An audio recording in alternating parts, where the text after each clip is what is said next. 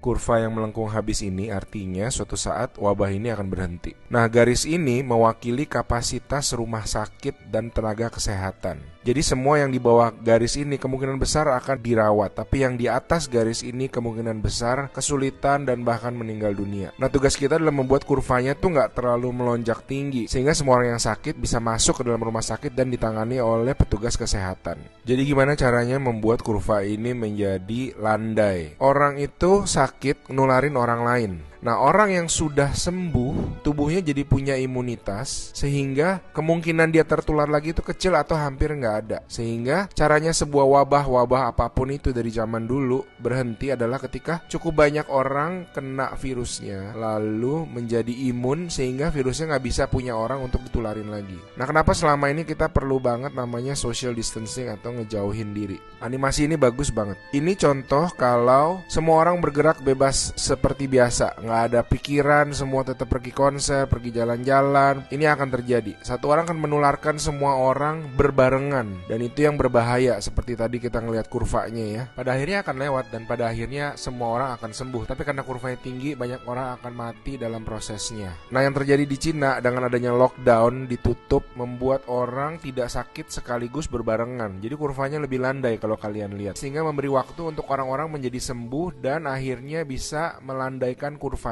Nah, sekarang kita lihat kalau kita lakukan namanya social distancing, yaitu kalau nggak harus banget nggak usah pergi keluar, kalau nggak penting-penting banget nggak usah ketemu temen, nggak usah ada social function, semuanya ditunda dulu. Kita lihat apa yang terjadi. Nah, bahkan ini ada simulasi satu lagi. Kalau social distancingnya itu bener-beneran ekstrim, orang nggak boleh keluar, ada jam malam dan sebagainya. Ini yang terjadi. Kita lihat beda banget kan. Jadi ada orang yang akan tetap sakit, tapi mereka bisa masuk rumah sakit dan dirawat.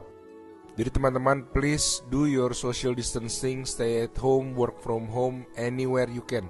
Ada orang-orang yang nggak bisa, saya mengerti, tapi sebisa mungkin lakukanlah semuanya itu. A good way of doing it is to imagine that you do have the virus, yeah, and change your behavior so that you're not transmitting it.